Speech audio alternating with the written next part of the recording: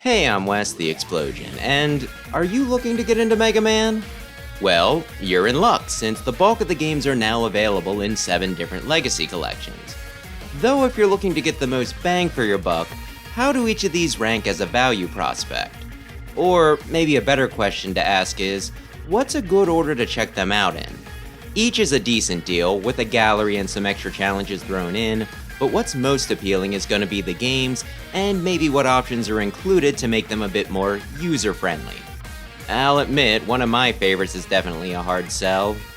So I'm going to take a look at the Steam page to see what the standard price is for each, and list them out in the order that I'd recommend people give them a look, in a combination of value and just getting acclimated. Normally I do a countdown, but just in case someone has their hand floating over the Add to Cart button, we'll try something new this time. Yeah, I'm biased, but I still think that the first X Legacy Collection is the place to start. Mega Man X is a platforming series in a primarily platforming franchise, and for $20, you get 4 of the greatest ever made for the genre. Shut up, I already said I was biased. The X games are pretty snappy, with a focus on dashing, a good but not obnoxious number of secrets, and special weapons that can be charged to effectively double your arsenal, leading to some very satisfying experiences. As for the claims of its excellence, plenty of people have called X1 perfect, though you could also argue that X4 is just as good, if not better. Depends who you ask. X2 and 3 are pretty up there as well, them having a good bit of similarities to X1, but still with their own twist.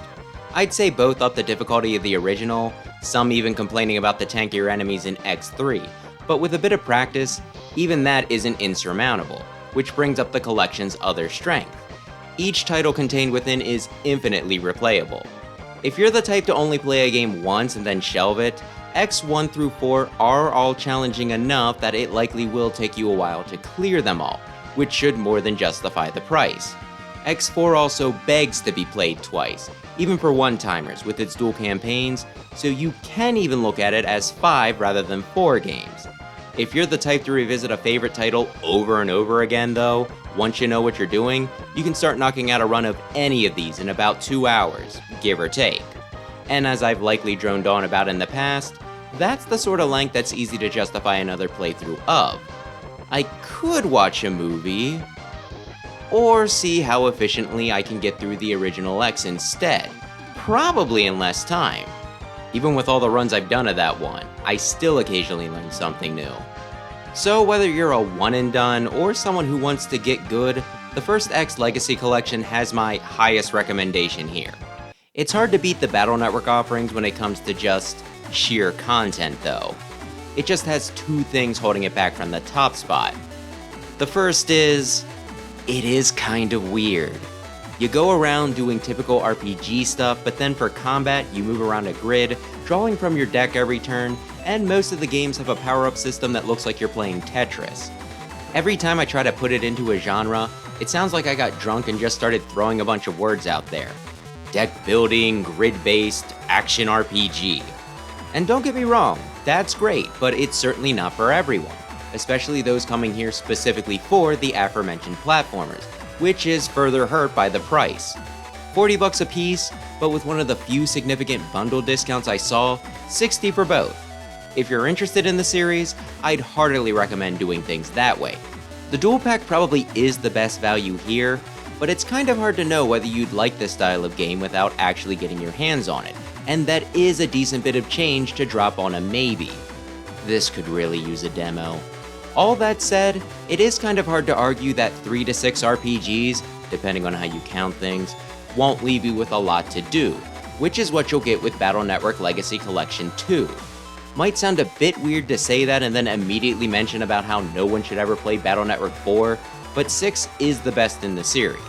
Between the transformations and library of chips on offer, there's a lot to work with, to either make yourself feel like a god in the main story, or mess around with if you want to get competitive. Battle Network 5 is a little more divisive, but that's partly due to how much it deviated from the formula with Liberation missions, giving you 2 pretty distinct games in the collection. Both of those also have different rosters of net navies that are playable, further adding to the variety. And on that note, each title also has 2 versions, the navies in question and the forms they grant being the main difference. The The gist of things remains the same, but the different characters change things up enough that it puts them in the sweet spot of don't have to play both if you don't want to, but the changes add enough that it makes each worthwhile if you do. Between the achievements and post-games, Battle Network Legacy Collection 2, sweet Christmas that's a mouthful, will leave you with a lot to do. An additional point in the second's favor is that it actually adds in an extra area to Battle Network 6 that was removed from Western versions of the game, and the absence of which prevented me from 100%ing Cybeast Gregar back in the day. On top of that, there's a few other previously Japanese exclusive power-ups, putting it above an original cartridge or emulator version of the game. Oh, and since I'll be mentioning a few of the difficulty options going forward, don't let me forget Buster Max mode, which makes your basic shots overpowered to speed up random encounters and grinding. At $15, the original Legacy Collection for the Classic series is the cheapest here, and you getting 6 NES games at that price ain't bad at all. It has been said that these have same game syndrome, most of them just adding in minimal tweaks to the original title, but I mean, if said game is good, why look at it as the same thing 6 times and not just one great title with like 70, 80 stages, just broken up by different box art? Some entries are a little better than others, but for the most part, I think the quality's pretty consistent. 2 was even the best-selling Mega Man game for the longest time, and many still hold it up as sacred, so it's definitely worth playing along with the rest of its siblings. While these do have a bit of a reputation for being hard, though it's not the worst offender, with rewinds and save states, it also has some of the most straightforward tools to help you practice and actually get good at them, sort of like training wheels. And when you do, bragging rights. Probably won't get you a date or anything, but hey, plenty of people will be at least a little impressed. Though the big thing is, it's a good number of hours of fun at an affordable price, and like I mentioned with X, these two are pretty darn replayable. Back to back, there's Legacy Collection 2. They replaced the rewind with just checkpoint saves, but it's still a good way to learn and play a set of really fun and solid platformers. This one's also an extra $5, 20 instead of 15, and only has 4 games, but these are each a bit bulkier, 7 having a bunch of extra collectibles, 8 having that and anime cutscenes, 9 and 10 having more difficulty and game modes, with their DLC included. What separates this from the first isn't so much the price or quantity, but more so the contents. 7 has a cruel and unusual finale, 8 deviates enough from the formula that many treat it as a pariah, and 9 and 10 were made by crazy people. The two compilations are comparable, and while I prefer the first, I wouldn't say that one's better than the other. It's just a case of I can't recommend the second before you play the first. So, you didn't buy the Battle Network bundle, but now that you've given it a try, you'll want to play the full series. Well, congratulations, I'll finally recommend the first collection to you. Seriously, just let people try it out somehow, Capcom, and I'll list them both together higher up on the condition that they like it. Anyway, it's the same problem as earlier. Weird, undefined genre, paired with the highest price tag here. $40 solo, $60 altogether, which is an investment. At the same time though, you still get some special Japanese-only stuff, though nothing as significant as Base Cross or a whole extra dungeon. And the modern conveniences, on top of the games just being bigger than pretty much everything else listed here. At the same time though, Battle Network 1 is pretty underwhelming, 2 is a massive improvement but still has some rough edges, and 3 is when they started the multiple versions thing, but unlike the following entries, the differences are pretty minimal. And while some will contend that 3 is the best, which I disagree with, but hey, I get it, I'd also say that it's one of the harder, if not hardest, entries in the series. And more than the rest, it's also the one that you really need to get into the post-game to get the most out of it. If we're judging based on the best each collection has to offer, 3 really ain't the place to start in my opinion.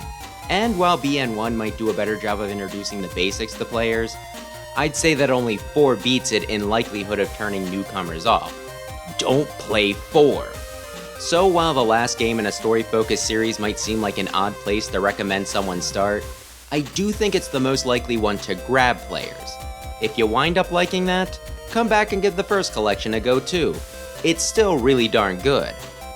The Zero ZX Legacy Collection is the hardest one to place here, and if I were basing this solely on my own preferences, I might have put it second. For 30 bucks, you get 6 games and 2 complete Mega Man series, at least until we get a ZX3, which is pretty good, putting it on even footing with a lot of the other collections, $5 a platformer. And these games also tend to be a bit meatier than their predecessors. That said, the Zero series is probably the most beginner-unfriendly in the franchise. Even if it would be one of the first I'd pick up, I can in no way suggest that someone try these without at least getting through the first half of the X games. Classic would help too. In fact, with as much as these games seem to hate you and how rocky some of the first few entries are, some might want to avoid these at all costs. At the same time though, this probably is the way most people will want to tackle Zero if they do give it a shot, just because of the difficulty options available. While some might find an emulator's save states and rewinds more beneficial, I kinda think that easy mode and save assist will do more to help people across the finish line. Still don't think there's a way around the awful map in ZX though. So for a lot of players, this will be a way to get a good number of games in a format that makes a previously insurmountable series approachable, though again, it might still be too much trouble for others. I have to leave it up to your judgment, whether this sort of dash and slash gameplay seems worth it or not. I'd also be remiss if I didn't mention that the Zero series offers probably the best narrative experience in the Mega Man titles. If you can get through each of the games in order, I should probably also talk about ZX. I love the first, hate the second, so I guess you could call it a mixed bag. Each has different forms you can swap between, which can add a lot of variety to the gameplay, though I think they went a little overboard to the point of annoyance in the sequel. That said, I think more people prefer ZX Advent, so I'm probably an outlier there. As for value, these might be the longest games, at least when it comes to platformers in the franchise, and each also offer dual protagonists. Which one you choose will only affect story, not gameplay, though a replay will get you an extra form, at least in the first one, and there's also a few different difficulty modes. So there's another 2 titles that fit into the play it once or give yourself a reason to play it multiple times box. So while it's up there in terms of value, it just has very low appeal for new players. I'll mince words a bit less with this though. The first X collection is at the top, and the second is at the bottom. In short, the second one is a massive drop in quality.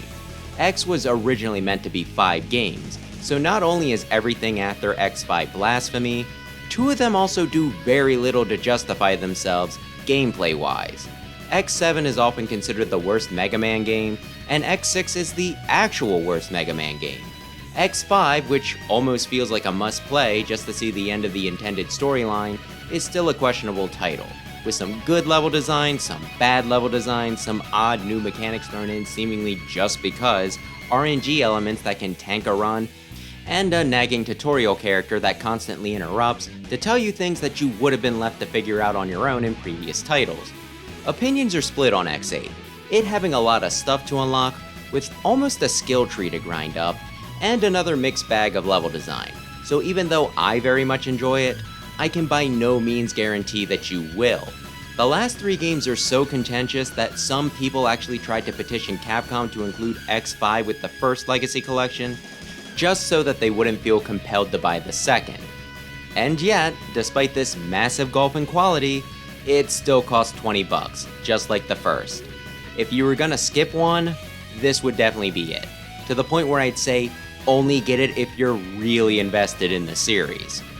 As for other Mega Man titles available, there's Mega Man 11, the only mainline title too new to be included in a Legacy collection. You know, saying that out loud really quite depresses me. Anyway, at 30 bucks, it's still a budget title that's pretty fun with the double gear system really changing up how you play the game. Or not, if you just want to ignore it and do a challenge run. Still though, even if it is a bit longer than a lot of the older entries, it is just a single title, so I'd still recommend all but the second X collection over it. Then there's the 5 Game Boy titles on Nintendo Switch Online.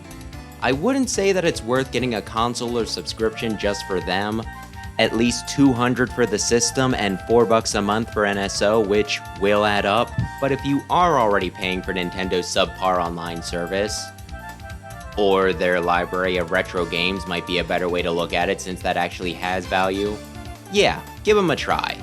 4 is pretty darn good, and 5 puts some of mainline classic to shame, though the first 3 are a lot more questionable. As for the Wily Wars on the NSO expansion pass, more than double the cost of the standard plan and being $15 more than the yearly family plan, I think it's overpriced to play that and a bunch of retro titles that I still have the original carts for, so I haven't touched it.